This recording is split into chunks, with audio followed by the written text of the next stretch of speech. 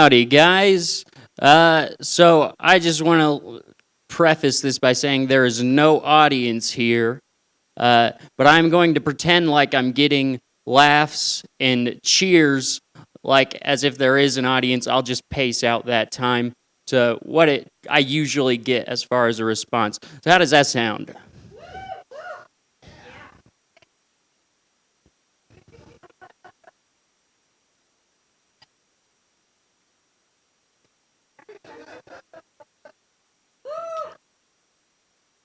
That's the cameraman.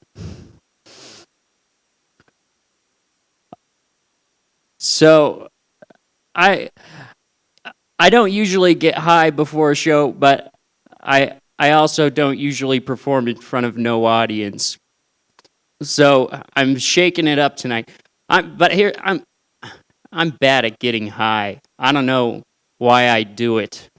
I'm awful at getting high, especially in public. Like the other day I got lost in REI trying to find the camping section. And so I had to ask the lady, and she looked at me for a very long time, and she said, "You're at the Red Robin?"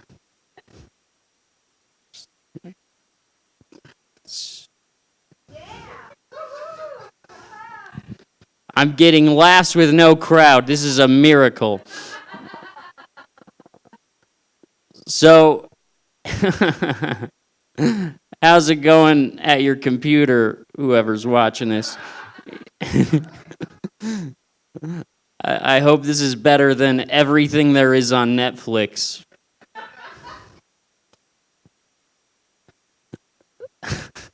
So, but anyways, I'm also bad at public bathrooms when I'm high. I'm especially bad at public bathrooms when I'm high. Like, I'll get so high, I completely forget to pay attention to what bathroom I'm walking into. And then I'll have all this anxiety going through my head as to whether or not I'm in the right bathroom while I use a urinal.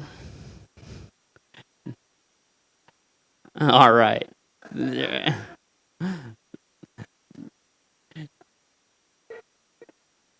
Wow, the one person in the audience said that's got to be hard in the middle.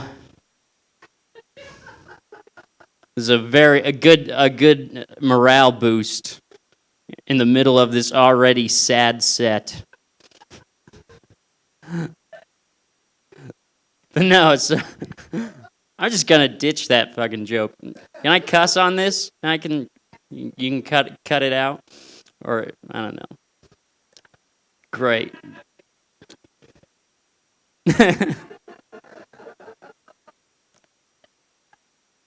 All right. So, anyways, I planned this whole thing as if nobody would be responding, and everybody is responding right now. So I'm just gonna derail that and talk about how I got this fridge. It's a pretty cool fridge. Like the coolest part about it has 3 ice settings on it. Like, you can get your ice crushed and cubed and everything. It does that. But when you press this button over here, you can get your ice melted.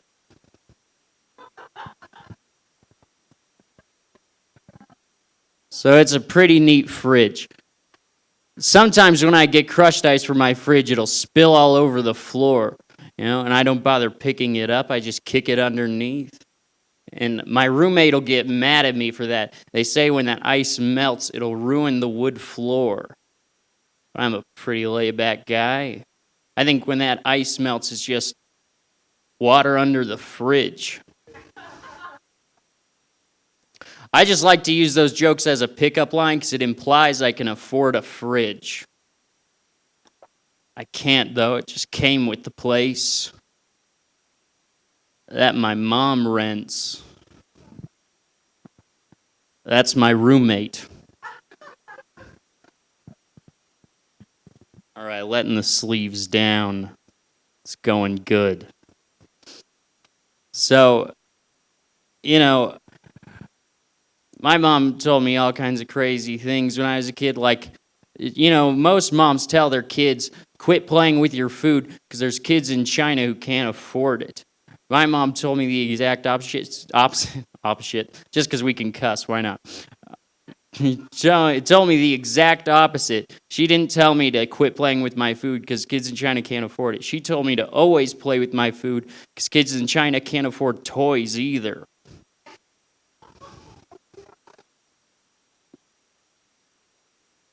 So if we're this far and you haven't started watching Dexter yet, this is great. I feel good about myself. Now, my mom, I don't know, I think this is for us to all forget about the coronavirus, but I'll bring it up anyways. So, my mom, I don't know about you guys, viewers like you. I don't know if you've been worrying about the coronavirus. My mom has been horrified of it from day one, before it was cool to be horrified by it. She was super scared. Like, right when she found out that the first case hit Bend, she immediately stocked up on all the toilet paper she could, made us go TP his house. All right. You see, having a mom like that when I was a kid, it's hard to it was hard going to school. Like, sometimes the teacher would teach us words that had two different pronunciations, and I liked neither of them. Never got better in high school. In high school, I took a career aptitude test, and it said I should be a barber. And I don't know if you guys know why that's bad. That means I took a test that tested me on my knowledge of reading, writing, and arithmetic, and they said, don't do any of that. I took a test that tested me on all my knowledge could be applied to any work field, and they said, don't make us regret letting you use scissors. That's where I'm at. But no, I miss doing comedy for people. It's fun. I especially like doing it in Bend. It's a lot of fun. Like, it's cool in Bend because Bend is still small enough that sometimes when I walk around town, people will recognize me. And that is always the coolest. But a lot of the shows I do are about this size. So I recognize them way more than they recognize me.